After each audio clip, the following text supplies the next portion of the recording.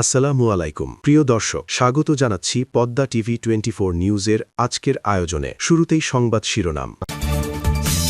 প্রথমেই জানিয়ে দিব, এদিকে শেখ হাসিনাকে গ্রিন সিগন্যাল দিল ভারত। আওয়ামী লীগকে নিয়ে সংসদে রুমিন ফারহানার অ্যাকশন শুরু। যে কোনো সময় জাতীয় সংসদে হামলা, মাঠে নেমেছে আওয়ামী লীগের লাখ লাখ নেতাকর্মী। এবার জানিয়ে দিব দেশের গুরুত্বপূর্ণ স্থাপনায় জঙ্গি হামলার আশঙ্কা। কি বলছে ডিএমপি? এতক্ষণ শুনছিলেন সংবাদ শিরোনাম, এখন থাকছে বিস্তারিত। বাংলাদেশের সাম্প্রতিক রাজনৈতিক পরিস্থিতি ঘিরে উত্তেজনা ক্রমশ তীব্র আকার ধারণ করছে। দেশের ভেতরে বিভিন্ন রাজনৈতিক বক্তব্য, পাল্টা বক্তব্য এবং নিরাপত্তা সংশ্লিষ্ট সতর্কতা সব মিলিয়ে একটি অস্থির পরিবেশ তৈরি হয়েছে।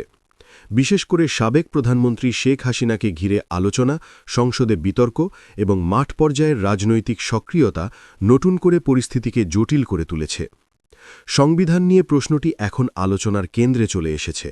অনেকেই জানতে চাইছেন, বাংলাদেশে কি এখনও সংবিধান কার্যকর রয়েছে, নাকি রাজনৈতিক বাস্তবতা সংবিধানের কাঠামোকে ছাড়িয়ে গেছে?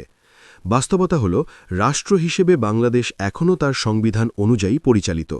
সংবিধান বাতিল বা স্থগিত হয়েছে এমন কোনো আনুষ্ঠানিক ঘোষণা নেই। ফলে আইনগত কাঠামো অনুযায়ী রাষ্ট্রের সকল কার্যক্রম পরিচালিত হওয়ার কথা।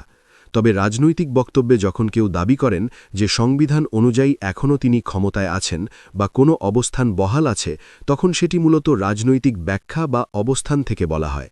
আইনগত বাস্তবতা নির্ধারণ করে রাষ্ট্রের কার্যকর প্রতিষ্ঠানসমূহ। এদিকে জাতীয় সংসদে পরিস্থিতি উত্তপ্ত হয়ে উঠেছে রুমিন ফারহানার বক্তব্যকে কেন্দ্র করে। আওয়ামী লীগকে নিয়ে তার কঠোর অবস্থান এবং বক্তব্য সংসদের ভেতরে তীব্র প্রতিক্রিয়া সৃষ্টি করেছে। সংসদ, যা হওয়ার কথা ছিল গণতান্ত্রিক বিতর্কের কেন্দ্র, সেখানে এখন রাজনৈতিক উত্তেজনা দৃশ্যমানভাবে বেড়ে গেছে। বিরোধী ও ক্ষমতাসীন ধারার মধ্যে এই সংঘাত নতুন কিছু নয়, তবে সাম্প্রতিক প্রেক্ষাপটে এটি আরও সংবেদনশীল হয়ে উঠেছে। রাজনৈতিক উত্তেজনার পাশাপাশি মাঠ পর্যায়েও সক্রিয়তা বেড়ে গেছে। চট্টগ্রামে ছাত্রদল ও ছাত্র শিবিরের চলমান উত্তেজনার মাঝেই নিষিদ্ধ সংগঠন হিসেবে পরিচিত বাংলাদেশ ছাত্রলীগের কিছু নেতাকর্মী মাঠে নামার খবর পাওয়া গেছে। এই ঘটনাগুলো আইনশৃঙ্খলা পরিস্থিতির উপর সরাসরি প্রভাব ফেলতে পারে। বিশেষ করে যখন একাধিক ছাত্র সংগঠন একই সময় সক্রিয় হয়, তখন সংঘর্ষের ঝুঁকি বেড়ে যায়। একই সঙ্গে আওয়ামী লীগ, যুবলীগ এবং ছাত্রলীগের বিপুল সংখ্যক নেতাকর্মী দেশের বিভিন্ন স্থানে সক্রিয় হয়েছে বলে জানা যাচ্ছে। তাদের এই মাঠে নামার রাজনৈতিক শক্তি প্রদর্শনের অংশ হিসেবে দেখা হলেও এতে জনজীবনে প্রভাব পড়ার সম্ভাবনাও উড়িয়ে দেওয়া যায় না। কোথাও কোথাও টানটান উত্তেজনা এবং অস্থিরতা তৈরি হওয়ার আশঙ্কা রয়েছে। এদিকে একটি গুরুত্বপূর্ণ দিক হল নিরাপত্তা সংস্থার সতর্কতা। বাংলাদেশ পুলিশের স্পেশাল ব্রাঞ্চ এসবি দেশের গুরুত্বপূর্ণ স্থাপনাগুলিতে সম্ভাব্য হামলার আশঙ্কার কথা জানিয়েছে। তাদের তথ্য অনুযায়ী জাতীয় সংসদ ভবন, পুলিশ ও সেনাবাহিনীর বিভিন্ন স্থাপনা, উপাসনালয়, বিনোদন কেন্দ্র এবং ঢাকার গুরুত্বপূর্ণ শাহবাগ এলাকা ঝুঁকির মধ্যে থাকতে পারে। এই ধরনের সতর্কতা সাধারণত গোয়েন্দা তথ্যের ভিত্তিতে দেওয়া হয় এবং এটি পরিস্থিতির গুরুত্ব নির্দেশ করে। এই সতর্কতার ফলে আইন শৃঙ্খলা বাহিনীর তৎপরতা বাড়ানো হয়েছে বলে ধারণা করা যায়। গুরুত্বপূর্ণ স্থাপনায় নিরাপত্তা জোরদার করা, নজরদারি বৃদ্ধি এবং সম্ভাব্য হুমকি প্রতিরোধে আগাম ব্যবস্থা নেওয়া, এসব পদক্ষেপ এখন অত্যন্ত জরুরি। কারণ কোনো ধরনের হামলা শুধু প্রাণহানিই নয়, বরং দেশের সামগ্রিক স্থিতিশীলতাকেও নষ্ট করতে পারে। সংসদ ভবনকে কেন্দ্র করে হামলার আশঙ্কা বিশেষভাবে উদ্বেগজনক। জাতীয় সংসদ একটি রাষ্ট্রের গণতান্ত্রিক ব্যবস্থার প্রতীক। সেখানে কোনো ধরনের সহিংসতা বা হামলা রাষ্ট্রের ভিত্তিকেই প্রশ্নবিদ্ধ করতে পারে। একইভাবে পুলিশ ও সেনাবাহিনীর স্থাপনাগুলিতে হামলার আশঙ্কা দেশের নিরাপত্তা ব্যবস্থার উপর সরাসরি আঘাত হানার শামিল। শাহবাগ এলাকার গুরুত্বও এখানে উল্লেখযোগ্য। এটি ঢাকার একটি গুরুত্বপূর্ণ সাংস্কৃতিক এবং রাজনৈতিক কেন্দ্র, যেখানে প্রায়ই সমাবেশ, আন্দোলন এবং বিভিন্ন কর্মসূচি অনুষ্ঠিত হয়। ফলে এই এলাকায় কোনো ধরনের সহিংসতা দ্রুত বড় আকার ধারণ করতে পারে। সব মিলিয়ে বর্তমান পরিস্থিতিতে তিনটি বিষয় স্পষ্টভাবে সামনে আসে। প্রথমত, সংবিধান নিয়ে রাজনৈতিক ব্যাখ্যা ও বাস্তবতার মধ্যে একটি পার্থক্য রয়েছে। দ্বিতীয়ত, সংসদ থেকে শুরু করে মাঠ পর্যায় পর্যন্ত রাজনৈতিক উত্তেজনা বাড়ছে। তৃতীয়ত, নিরাপত্তা সংস্থাগুলো সম্ভাব্য হুমকি সম্পর্কে সতর্ক রয়েছে এবং এটি হালকাভাবে নেওয়ার সুযোগ নেই। এই প্রেক্ষাপটে সবচেয়ে গুরুত্বপূর্ণ বিষয় হল রাষ্ট্রের আইনগত কাঠামো ও নিরাপত্তা ব্যবস্থা যেন কার্যকর থাকে এবং কোনো ধরনের গুজব বা অতিরঞ্জন পরিস্থিতিকে আরও জটিল না করে। রাজনৈতিক মতভেদ থাকতেই পারে, তবে সেটি যেন সহিংসতার দিকে না যায় সেটি এখন সবচেয়ে বড় চ্যালেঞ্জ। বাংলাদেশের বর্তমান পরিস্থিতি তাই শুধু রাজনৈতিক নয়, বরং নিরাপত্তা, আইন এবং রাষ্ট্র ব্যবস্থার একটি সম্মিলিত পরীক্ষা। বাংলাদেশের সার্বিক নিরাপত্তা পরিস্থিতিকে সামনে রেখে সম্প্রতি একটি গুরুত্বপূর্ণ সতর্কতা জারি করেছে ঢাকা মেট্রোপলিটন পুলিশের counter terrorism and transnational crime unit বা সিটিটিসি ইউনিট। একটি নিষিদ্ধ ঘোষিত উগ্রবাদী সংগঠনের সম্ভাব্য নাশকতার পরিকল্পনা নিয়ে গোয়েন্দা তথ্য পাওয়ার পর আইন শৃঙ্খলা বাহিনী সর্বোচ্চ সতর্ক অবস্থানে রয়েছে। তবে একই সঙ্গে পুলিশ প্রশাসন দেশবাসীকে আশ্বস্ত করেছে যে আতঙ্কিত হওয়ার কোনো কারণ নেই এবং পরিস্থিতি নিয়ন্ত্রণে রাখতে সব ধরনের প্রস্তুতি গ্রহণ করা হয়েছে। শনিবার ২৫ এপ্রিল সিটিটিসির যুগ্ম কমিশনার মুন্সি শাহাবুদ্দিনের সই করা এক বিজ্ঞপ্তিতে জানানো হয়, উদ্ভূত পরিস্থিতি মোকাবিলায় দেশের আইন শৃঙ্খলা বাহিনীগুলো সমন্বিতভাবে কাজ করছে।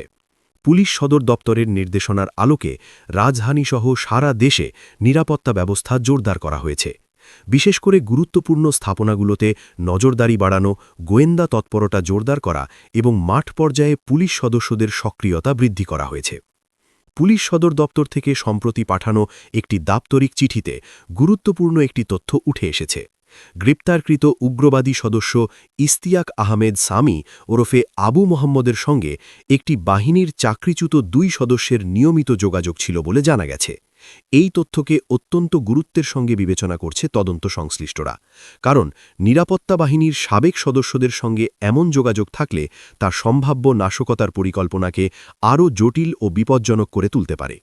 গোয়েন্দা তথ্য অনুযায়ী এই চক্রটি দেশের বেশ কয়েকটি গুরুত্বপূর্ণ স্থাপনাকে লক্ষ্যবস্তু করার পরিকল্পনা করছে। এর মধ্যে রয়েছে জাতীয় সংসদ ভবন, আইন শৃঙ্খলা রক্ষাকারী বাহিনীর বিভিন্ন স্থাপনা, ধর্মীয় উপাসনালয় এবং রাজধানীর জনাকীর্ণ এলাকাগুলো।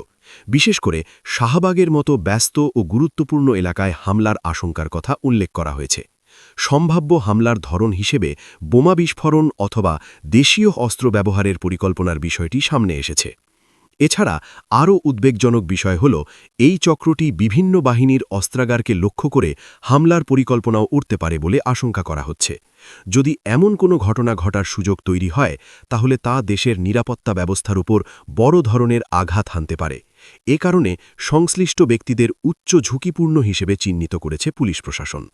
তদন্ত সংশ্লিষ্ট কর্মকর্তারা জানিয়েছেন, উগ্রবাদী এই গোষ্ঠীর সদস্যরা মূলত রাষ্ট্রের গুরুত্বপূর্ণ স্থাপনাগুলোকে কেন্দ্র করে ষড়যন্ত্র করছে। তাদের লক্ষ্য শুধু সাধারণ জনসাধারণের মধ্যে আতঙ্ক সৃষ্টি করা নয়, বরং রাষ্ট্রের কাঠামোগত নিরাপত্তাকে দুর্বল করে দেওয়া। এ ধরনের পরিকল্পনা প্রতিহত করতে হলে আগে থেকেই গোয়েন্দা নজরদারি এবং প্রতিরোধমূলক ব্যবস্থা গ্রহণ অত্যন্ত জরুরি। এই প্রেক্ষাপটে পুলিশ সদর দপ্তরের ডিআইজি গোপন কামরুল আহসানের সই করা নির্দেশনায় দেশের প্রতিটি গুরুত্বপূর্ণ স্থানে কড়া নজরদারি জোরদার করার কথা বলা হয়েছে। আইনানুগ ব্যবস্থা গ্রহণের পাশাপাশি মাঠ পর্যায়ে দ্রুত প্রতিক্রিয়া জানাতে সক্ষম এমন টিম প্রস্তুত রাখার নির্দেশ দেওয়া হয়েছে। বিশেষ করে যেসব স্থানে মানুষের সমাগম বেশি হয়, যেমন বাজার, শপিং মল, বিনোদন কেন্দ্র, ধর্মীয় স্থান, সেখানে বাড়তি নিরাপত্তা নিশ্চিত করতে বলা হয়েছে। ডিএমপির পক্ষ থেকে আরও জানানো হয়েছে যে যদিও হামলার আশঙ্কা রয়েছে, তবুও বিষয়টি অত্যন্ত গুরুত্বের সঙ্গে পর্যবেক্ষণ করছে সিটিটিসি এবং পুলিশের অন্যান্য বিশেষায়িত ইউনিট। তারা সার্বক্ষণিকভাবে পরিস্থিতি বিশ্লেষণ করছে এবং সম্ভাব্য হুমকি শনাক্ত করে দ্রুত ব্যবস্থা নেওয়ার চেষ্টা করছে। নিরাপত্তা নিশ্চিত করতে সাধারণ জনগণের সহযোগিতাকেও অত্যন্ত গুরুত্ব হিসেবে দেখা হচ্ছে। পুলিশ প্রশাসন নাগরিকদের সতর্ক থাকার আহ্বান জানিয়েছে। কোনো সন্দেহজনক ব্যক্তি, বস্তু বা কার্যকলাপ চোখে পড়লে তাৎক্ষণিকভাবে নিকটস্থ থানায় বা আইন শৃঙ্খলা বাহিনীকে জানানোর অনুরোধ করা হয়েছে।